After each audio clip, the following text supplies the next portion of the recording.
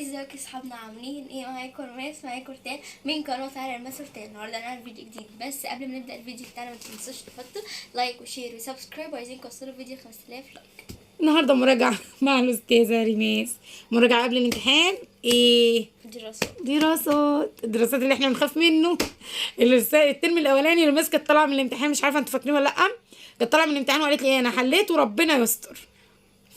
والنبي نكمل ايه؟ امتحاننا والترم التاني على خير. طيب النهارده مراجعة سريعة كده مع الأستاذة ريماس. طبعا احنا ذاكرنا كل حاجة، بس احنا ايه؟ هنراجع معاكم في السريع كده في الدراسات، نشوفها حافظة ولا مش حافظة. لو مش حافظه لسه الامتحان يوم الاربعاء، فانا هرجع تاني بكره. لا ماليش دعوة، ماليش دعوة. انت حافظة ولا مش حافظة؟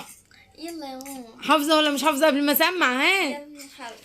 طب احنا هنسألها طبعا، مش في السريع كده هنشوفها ايه، فاكرة ولا مش فاكرة والدنيا ماشية معايا. طيب انا هسألك سؤال، انا هسأل عشوائي مش بالترتيب، تمام؟ ماشي. طبعا اقفلي بقى الكتاب بعد اذنك من قدامك. ده السيسي. السيسي ماشي، السيسي. طيب بصوا بقى يا جماعه، هنسالها وهي هتجاوبنا ونشوف ربنا يستر. يلا. ياتي الوطن العربي. لا ايه؟ اكتر ماده بكرهها. يا انت ما بتحبيش حاجه بالعربي خالص.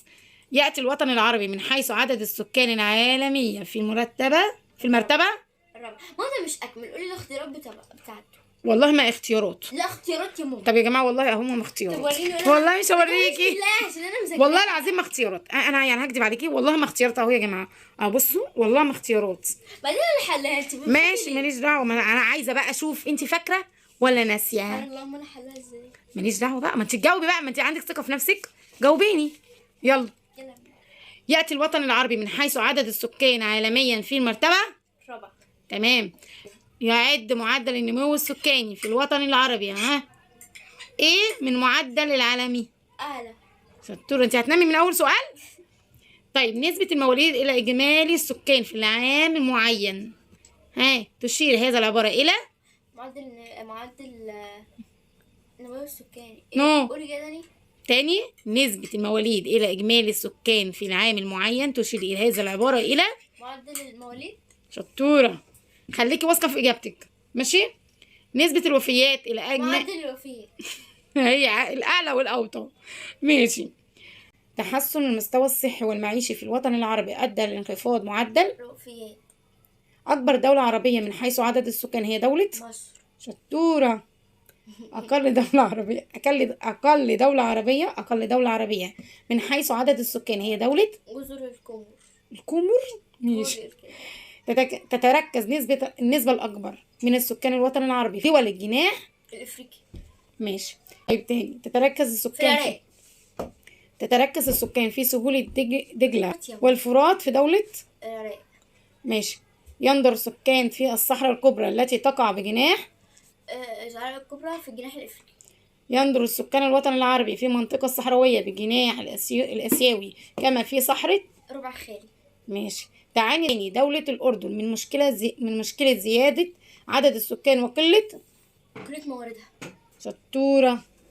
يتركز السكان في مرتفعات لبنان بسبب اعتدال مناخ. شطورة. تختلف الكثافة السكانية من دولة إلى أخرى وفقا احنا فين؟ عدد السكان والمساحة كلها. ماشي. يوافق يوم 11 من يوليو من كل عام احتفال باليوم العالمي لمين؟ السكان. شطورة. الخريطة طبعا مش هقولك عليها. طيب هقولك اختيارات، تمام؟ يعيش ربع سكان الوطن العربي في دولة مصر. ايه صحصحي. فكرت الربع ولا أقل دولة عربية من حيث عدد السكان تقع في محيط الهندي. يعيش أكثر من نصف سكان الوطن العربي في مصر. نصف الايه؟ يعيش أكثر من نصف سكان الوطن العربي في. قولي الإجابات. أقول لك اختيارات؟ الاختيارات قصدي. طب جناح الآسيوي. الجناح الأفريقي. أي صحصحي. ماشي. يتركز السكان فيها سهل الفيضان لنهر النيل والدلتا بدولة مصر بس؟ مش العراق. تحتل المرتبة الثانية في عدد السكان العربية دولة السودان. شطورة. رابع دولة عربية من حيث عدد السكان دولة مين؟ العراق. شطورة. أي من المناطق التالية تركز فيها السكان الوطن العربي؟ الصحراء الكبرى، صحراء الربع الخالي، سواحل شمال أفريقيا. سواحل شمال افريقيا. ماشي. يندر السكان في عدد مناطق بالوطن العربي مثل. البحرين. نو. قولي الاجابات. مرتفع لبنان، ولا وادي النيل، ولا وادي النيل، ولا الصحراء الكبرى، ولا بلاد الشام. الصحراء الكبرى. ماشي. ركزي بالله عليك يا ميس. مشكلة سكانية تتوقف على علاقة بين عدد السكان والموارد. شاطر. ركزي يا توت يا أوسة والنبي. أي من الدولة الآتية لديها نقص في السكان زيادة في الموارد؟ البحرين. شطورة. ماشي. يتركز السكان في سهولة الفيضان في دولتي مصر والعراق. شطورة. تختلف معدلات الكثافة السكانية بين الدولة العربية بالسكان ايه؟ عملي. عدد السكان هو ايه بقى؟ قولي الاجابه. المناخ ولا المساحة ولا الموقع ولا التضريس؟ المساحة. ركزي. ماشي. هسألك بقى أسئلة بما يفسر. بما تفسر. ما بقول بما تفسر. بما يفسر يا ستي أي حاجة. ماشي. ارتفاع معدل النمو السكاني في الوطن العربي. ليه إجابتين: ارتفاع معدل المواليد وانخفاض معدل الوفيات، الهجرة الخارجية وخاصة لدول الخليج. شطورة. ماشي. انخفاض معدل الوفيات في الوطن العربي بسبب تحسن المستوى المعيشي والصحي في الدول العربية. شطورة. تركيز السكان في سهول الفيضان والساحلية بالوطن العربي بسبب اعتدال في المناخ وتوفر المياه العذبة. شطورة. تختلف الكثافة السكانية من دولة لأخرى وفقا في عدد السكان ومساحتها الكلية. شطورة. ماشي. تفضل سكان لبنان سكن الجبال. وإجابتها بره. بسبب المناخ المعتدل. شطورة. اعتدال في المناخ. طيب. أهمية اليوم العالمي للسكان. لتركيز الاهتمام بقضايا الناس، بقضايا السكان في وعلاقتهم بالبيئة والتنمية. ماشي. تحسن المستوى الصحي والمعيشي في الدولة العربية أدى إلى انخفاض في عدد الوفيات. ماشي. انخفاض معدلات الوفيات وارتفاع معدل المواليد في دولة عربية بسبب التحسن في المستوى الصحي والمعيشي في الدول العربية. ماشي. اعتدال المناخ فوق مرتفعات لبنان بسبب اعتدال المناخ توفر من العزل. ماشي. يلا السؤال اللي بعديه. اعتدال المناخ فوق مرتفعات لبنان إلى تركيز السكان بها. شطورة.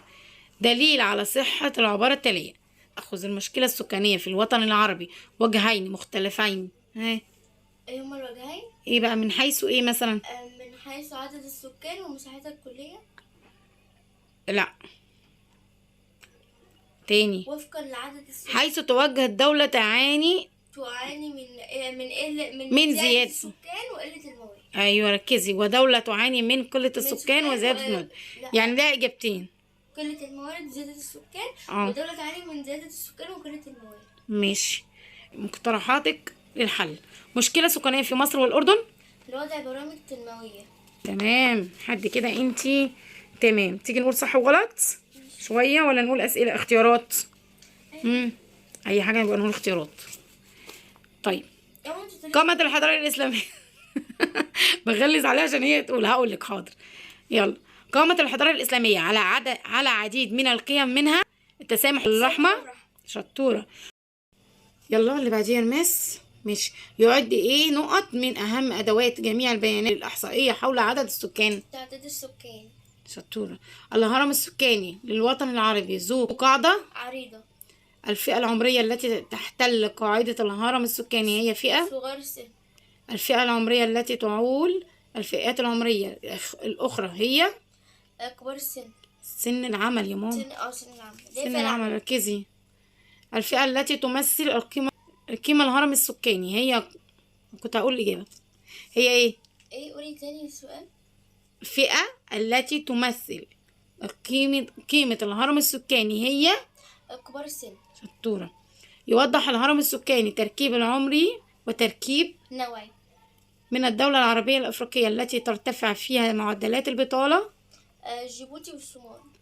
من الدولة العربية الآسيوية التي ترتفع فيها معدلات البطالة. موريتانيا وجزر القمر. نو. فلسطين والأردن. أيوة ركزي بالله عليكي. أعلى دولة عربية في معدل الأمية. موريتانيا وجزر القمر. أيوة كده ركزي. انت عكستي صح؟ ركزي بالله عليكي. طيب اقول لكم ان احنا بنراجع الساعه كام؟ الساعه 12 بالليل، فيعني كتر خيرنا. طيب تاني، الدولة العربية التي سجلت الدولة العربية التي سجلت أدنى متوسط العمر المتوقع في الوطن العربي هي؟ يعني ايه أدنى؟ أدنى يا ماما، في أعلى وفي أدنى، الأصغر يعني. انت قلتي الأول اللي هي الأعلى قطر، قطر. الأدنى بقى الصومال. طب ما انت ايه، انت فصلتي ليه؟ يهاجر الذكور إلى دولة الإمارات للبحث عن فرص العمل. هي دي طبيعي، دي على طول كله بيهاجر. طيب الراعي الصحي والتعليمي من متطلبات فئة الصحة والتعليم الصغار السن. ماشي. ارتفاع نسبة الإعالة في بعض الدول العربية نتيجة ايه معدل المواليد؟ ارتفاع. شطورة. في حاجات انت واقعة منها، حاجات انت واقعة فيها، خلي بالك. ماشي. الهرم السكاني الهرم السكاني للوطن العربي يتسمى بقاعدة. يعني اختيار ولا صح؟ اختيارات. اقول لك اختيارات. قاعدة عريضة. شطورة. تزيد نسبة الذكور على الإناث في دولة ايه؟ السعودية. ايوه. يعيش ثلث السكان الوطن العربي في ايه بقى؟ في الحضر. ماشي. ترتفع نسبة سكان الحضر بالوطن العربي نتيجة ارتفاع معدلات قولي الإجابات. المواليد ولا الوفيات ولا الأمية ولا الهجرة؟ الهجرة. مش واثقة ها؟ لا الهجرة. خليكي واثقة من النتيجة بتاعتك أو من الإجابة بتاعتك. بتتجه الهجرة في الوطن العربي إلى بعض الدول الخارجية العربية ومنها. قولي الاختيارات وانا هي دولة عربية، سوريا ولا تونس ولا موريتانيا ولا الإمارات؟ قولي كده السؤال. تتجه الهجرة في الوطن العربي إلى بعض الدول الخارجية. أيوة شطورة. يلا. يهاجر سكان الشرق للعمل في دولة خارجية العربية. شرق ايه؟ قولي أوروبا ولا أفريقيا ولا آسيا ولا أستراليا؟ آسيا. أيوة بتقولي وانت مترددة على فكرة، صح؟ آسيا. من أقل دول الوطن العربي في معدلات التعليم؟ جيبوتي. شطورة. وصلت نسبة المقضين بالتعليم الابتدائي بدولة عربية إلى أكثر من 90% ما يعدل دولة السودان. شطورة. أي من الدولة العربية التالية سجلت أدنى متوسط العمر متوقع للسكان؟ الصومال. شطورة. الدولة التي تنخفض بها نسبة المتعلمين بسبب الفقر والحرب؟ السودان. شطورة. ضعف التحاق التلاميذ بالتعليم في سوريا يرجع لأسباب عسكرية. شطورة. أي من الدولة العربية التالية تعد حضارة بالكامل؟ الكويت. إذا أردت السفر لدولة عربية حضارية بالكامل عليك التوجه إلى قطر. حلو قوي. بما يفسر سؤالين وآخر حاجة. الهرم السكاني للوطن العربي ذو قاعدة عريضة بسبب ارتفاع نسبة صغار السن. ماشي. بما يفسر تاني. ارتفاع نسبة الذكور عن الأناث بفئة سن العمل في بعض الدول العربية بسبب هجرة الذكور إليها بحثا لفرص العمل. شطورة. كده احنا خلصنا. بصوا خلصنا قد ايه اسئلة وخلصنا حاجات كتير جدا. طبعا الخرائط احنا رجعناها، صح يا توسة؟ الخرائط احنا رجعناها والحمد لله ربنا كرمها. وهي في حاجات واقعة منك على فكرة، في حاجات واقعة. فطبعا احنا لسه قدامنا ايه؟ قدامنا يوم. فعايزاكي تركزي اكتر من كده شوية. طبعا هنعمل مراجعة سريعة في الايه، في الوحدة. احنا طبعا رجعنا الوحدة ايه؟ ذاكرنا الوحدة ايه؟ الاولى والثانية والثالثة. في مراجعة اللي هي المراجعة النهائية، المراجعة اللي هي ايه؟ بكرة ان شاء الله هنراجع مراجعة نهائية خالص قبل الامتحان بتاعنا. بصوا يا جماعة، ريماس فاصلة ليه؟ ريماس بتنزل من البيت بتيجي عيني الساعة 9-10 بالليل، يعني عندها دروس وعندها اونلاين وشغالة اونلاين وشغالة دروس، لان ريماس في لغات مش تجريبي خاص او خاصة بس، ريماس خاصة لغات. يعني بتاخد ساينس، بتاخد ماس، بتاخد فرنش، بتاخد الماني، بتاخد فرنساوي، فرنش، انا قلت فرنش. فبتاخد كل ده، فكل ده بيبقى عليها ضغط. واليومين دول كمان عشان الامتحانات هيبقى في 4 ايام، ففي ضغط جامد غير طبيعي عند الماس. الماس بناخده اونلاين وبناخد كل يوم حصة، والحصة بتاعت 2-3 ساعات، فده لوحده مشكلة. فعندنا مشكلة في التصوير، عندنا مشكلة في الدروس. فانا مهتمية بالدروس اكتر مهتمين بالمذاكره اليومين دول عن اي حاجه تانية.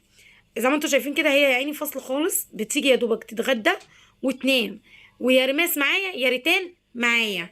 فطبعا هي معايا ورماس وريتال نايمه واحنا قاعدين بنذاكر. فطبعا اعذرونا، رماس عندها امتحانات، وانا اهم حاجه عندي هي الدراسه، اهم حاجه اهم حاجه، حتى التمرين. وفي مفاجاه كبيره جدا جايه لكم في موضوع التمرين ده، بس بعد الامتحانات ما بنروحش التمرين. ليه؟ علشان خاطر الدراسه او الدراسه والامتحانات وكده.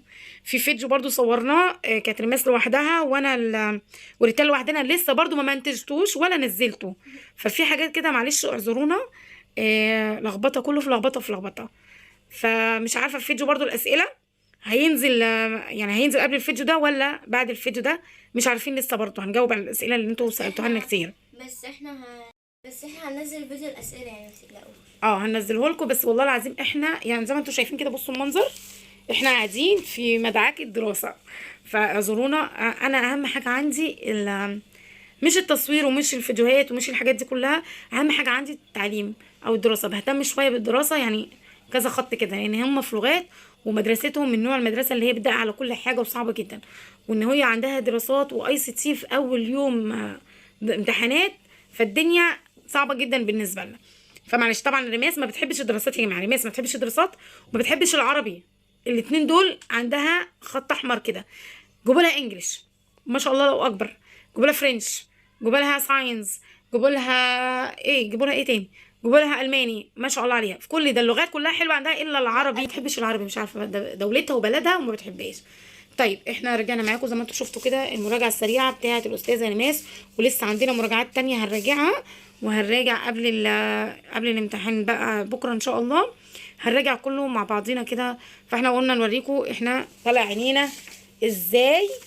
بصوا كل ده وحدات واحنا مخلصينها مع بعضينا. طبعا احنا بنتابع واحد كمان على النت كده ما شاء الله عليه في الدراسات، طبعا كلكم عارفينه بس مش هقول الاسم.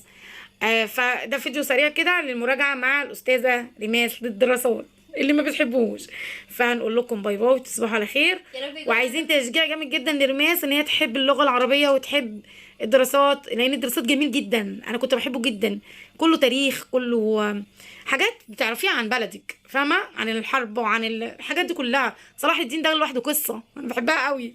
طيب هنقفل الفيديو معاكم ونقول لكم تصبحوا على خير، ونقول لكم تصبحوا على خير، ونقول لكم باي باي، وقفلي الفيديو عشان انت خلاص فصلتي. وكده يكون خلصنا الفيديو بتاعنا. ما تنسوش تحط لايك وشير وسبسكرايب، وعايزين توصلوا الفيديو ل 5000. وقولوا لنا هتمتحنوا ايه اول يوم في الامتحانات. احنا هنمتحن دراسات واي سي تي. يلا باي باي.